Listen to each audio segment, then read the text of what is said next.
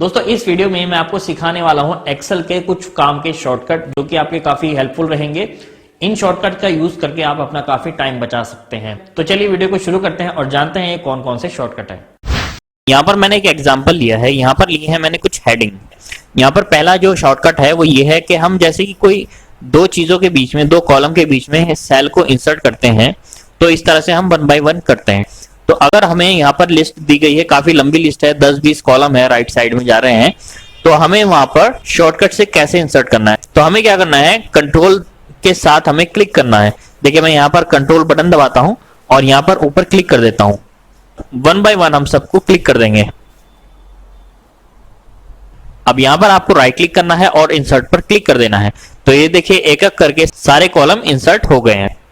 और मान लीजिए हमारे पास इस तरह से ब्लैंक कॉलम है, तो उनको हम कैसे डिलीट कर सकते हैं शॉर्टकट के थ्रू। तो हमें उसके लिए क्या करना पड़ेगा, 1 बाय 1 उस कॉलम को क्लिक करना है कंट्रोल के साथ। और अब यहां पर हमें कंट्रोल प्लस माइनस बटन दबाना है और ये देखिए यहां पर सारे कॉलम डिलीट हो चुके हैं। ये वाले कॉलम डिलीट हो गए हैं और सारे एक जगह पर आ गए हैं। ये देखिए यहां पर मैंने 1 से 10 तक की गिनती लिखी है। अब फॉर एग्जांपल मुझे यहां से 3 उठाकर नीचे रखना है यहाँ पर। तो यहाँ पर क्या होता है, यहाँ पर ये सेल जो है ब्लैंक हो जाता है और हमें फिर इसको डिलीट करना होता है। तो आपको मैं शॉर्टकट बताऊंगा। आपको यहाँ पर दबाना है शिफ्ट का बटन और शिफ्ट के साथ इसको आपको नीचे को ड्रैग कर देना है। तो ये देखिए ऑटोमेटिकली नीचे वाले सेल ऊपर को शिफ्ट हो जाएंगे और जो आपने फिगर यहाँ से उठा के यहाँ पर रखी थी वो यहाँ पर आ गई है। इसी तरह से मैं इसको उठाता हूँ, 5 उठाता हूँ तो ये 6 नंबर ऊपर पहुंच जाएगा। इसी तरह से 1 बाय 1 सारे ऊपर पहुंच जाएंगे और 5 नंबर यहाँ पर नीचे आ जाएगा। मैं देखिए दोबारा बताता हूँ, शिफ्ट के साथ इसको ड्रैग करते हैं और ये देखिए यहाँ पर हमारा जो है डेटा शिफ्ट हो गया। कंट्रोल Z करते हैं।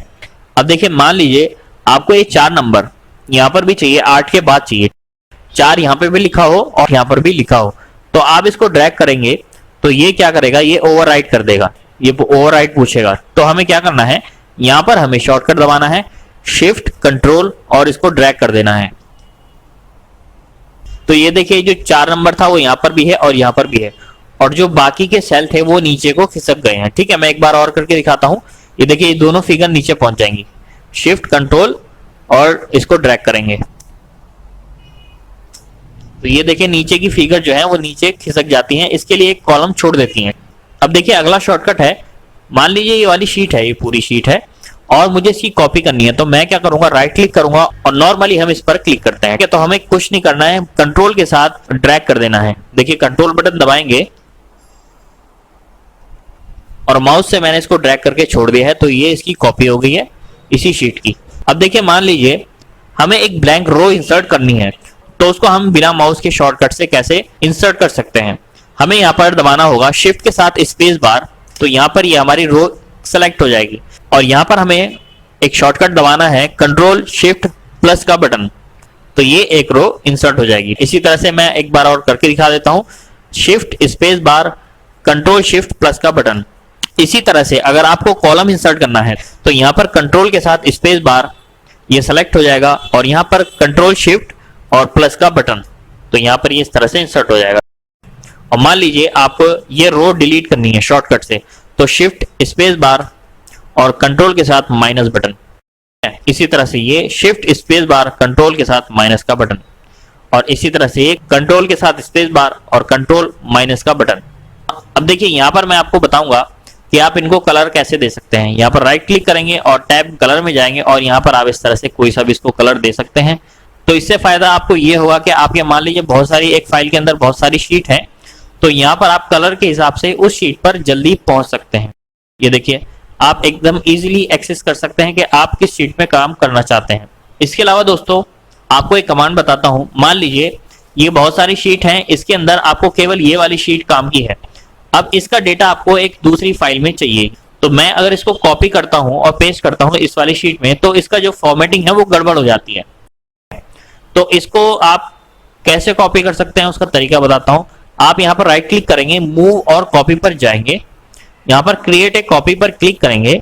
उसके बाद आप यहाँ पर क्लिक करेंगे और यहाँ पर न्यू वर्कबुक कर देंगे, ओके करेंगे। तो क्लिक करते ही जिस शीट पर हम काम कर रहे थे वो शीट एक नई वर्कबुक में आ जाएगी। ये देखिए जिस पर हम काम कर रहे थे वो ये वाली फाइल थी, इसके अंदर 7 शीट्स हैं और हम दूसरी हमने जो कॉपी की है वो यहाँ पर आ गई है, सिंगल शीट ये यहाँ पर आ गई है और इसकी जो फॉर्मेटिंग थी वो एज इट इज ही रहेगी। आपका एक भी फॉर्मूला या एक भी फॉर्मेटिंग कम या ज्यादा नहीं होगी। अब दोस्तों आपको एक चीज और बताता हूं, मान लीजिए आपको 2 शीट में एक ही डेटा चाहिए। फॉर एग्जाम्पल आप एक हेडिंग डाल रहे हैं यहाँ पर, जैसे कि मैंने ये डाला हुआ है, आपको ये डालना है और आपको दूसरी शीट में भी ये डालना है, तो आप क्या करेंगे, कॉपी पेस्ट करेंगे। तो मैं आपको बताता हूं आप बिना कॉपी पेस्ट करे दोनों शीट में सेम चीज कैसे लिख सकते हैं। फॉर एग्जाम्पल मैं इन 3 शीट पर सेम हेडिंग चाह रहा हूं, तो अब मैं क्या करूंगा, कंट्रोल के साथ इन दोनों शीट पर क्लिक कर दूंगा। ये तो ऑलरेडी सिलेक्टेड है, इन दोनों पर भी मैं क्लिक कर दूंगा। ये हल्का हल्का व्हाइट आपको दिख रहा होगा। अब देखिए मान लीजिए मैं यहां पर लिखता हूं, इस वाले सेल पर मैं यहां पर लिख देता हूं हेडिंग 1 और अगले सेल पर लिख देता हूं हेडिंग 2, एंटर। अब देखिए ये चीज तीनों के अंदर रिपीट हो चुकी होगी। मैं यहां पर क्लिक करके देखता हूं, यहां पर देखता हूं तो ये देखिए, और यहां पर जाता हूं तो नहीं है। 5 पर जाते हैं तो ये दोनों हेडिंग आ गए हैं, 6 पर जाते हैं तो ये दोनों हेडिंग आ गए हैं और 7 पर जाते हैं तो ये। तो मतलब अगर आप तीनों को सेलेक्ट करके या जितनी भी शीट पर आप काम करना चाहते हैं, सेम कॉलम में सेम जगह पर आप डेटा चाहते हैं तो वो सब में रिपीट होता जाएगा। अब मान लीजिए मैं इस चीज को यहाँ पर कॉपी पेस्ट करना चाहता हूँ, तो मुझे 1 बाय 1 कॉपी पेस्ट करना होता है। तो इसका शॉर्टकट आपको ये यूज करना है, आपको इसको कॉपी करना है और आपको इस एरिया को सिलेक्ट करना है जहां पर आपको इसको पेस्ट करना है। अब सिंपल आप एंटर का बटन दबाएंगे तो आपका ये सारा डेटा यहाँ पर फिल हो जाएगा। अब मान लीजिए आपको सबका टोटल यहाँ पर करना है, तो आप क्या करेंगे, यहाँ पर सम का फॉर्मूला लगाते हैं। तो आपको उसके लिए क्या करना होगा, आपको इसको सेलेक्ट करना है, यहाँ पर आपको ऑल्ट के साथ इक्वल टू बटन दबाना है और जैसे ही बटन दबाएंगे आपको एंटर दबाने की भी जरूरत नहीं पड़ेगी, ये अपना आप टोटल इसका कर देगा। ये देखिए।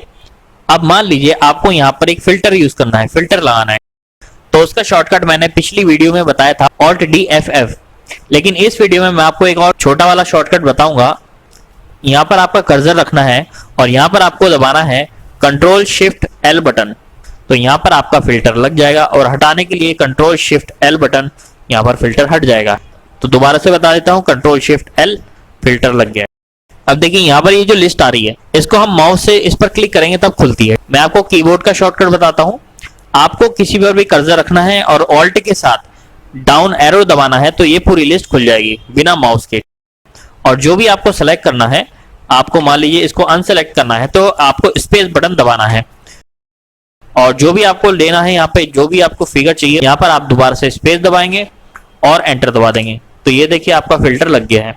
दोबारा से हम लगाते हैं ऑल्ट के साथ डाउन एरो और यहाँ पर मैं कर देता हूँ सेलेक्ट ऑल और एंटर, तो यहाँ पर हमारी सारी फिगर आ गई हैं। तो दोस्तों इस वीडियो में मैंने आपको बताया एक्सेल के कुछ शॉर्टकट के बारे में, उम्मीद है आपके समझ में आ गया होगा। इन सब शॉर्टकट को आप रेगुलर यूज करें, आपके प्रैक्टिस में जब ये आ जाएंगे तो आप अपना काफी सारा टाइम बचा सकते हैं।